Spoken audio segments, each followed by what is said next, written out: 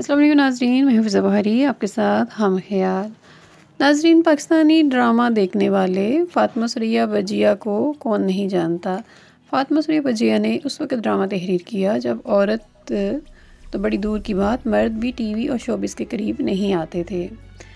بجیا کا اصل نام تو فاطمہ سریا ہے، لیکن وہ چونکہ اپنے بہن بھائیوں میں بڑی تھی اور جب ٹی وی اسٹیشن پر ڈرامہ لکھنے کی وجہ سے آنا شروع ہوا تو مشہور شاعرہ زہرا نگار صاحبہ جو ان کی چھوٹی بہن تھی ساتھ ہوتی تھیں۔ ان کے بجیا کہنے کی وجہ سے ان کی دیکھا دیکھی سب نے بجیا کہنا شروع کر دیا۔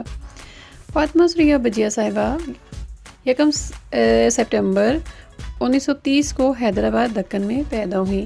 بجیا اپنے بہن بھائیوں میں سب سے بڑی تھیں اور سب کے سب ماشاءاللہ شہرت یافتہ ہیں۔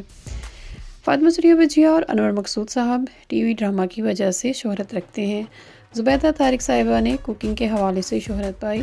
احمد مقصود صاحب بیوروکریسی کی وجہ سے اور سائرہ نقوی صاحبہ BBC لندن کے حوالے سے شہرت رکھتے ہیں۔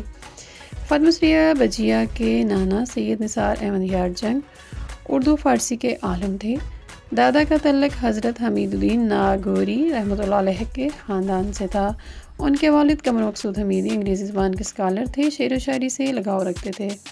پاکستان بننے کے بعد یہ فیملی کراچی شفٹ ہو گئے۔ فاطمہ سریا بجیا فرمایا کرتی تھیں کہ پہلا ناول 12-13 سال کی عمر میں لکھا، 16 سال کی تھی جب وہ ناول شائع ہوا۔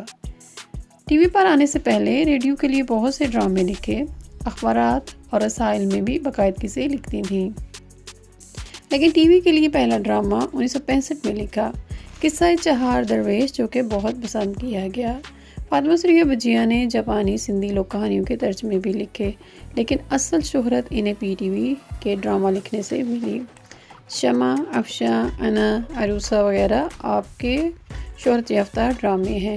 فاطمہ سریا بجیا نے 300 سے زیادہ ڈرامے لکھے۔ 10 فروری 2016 کو آپ نے وفات پائی۔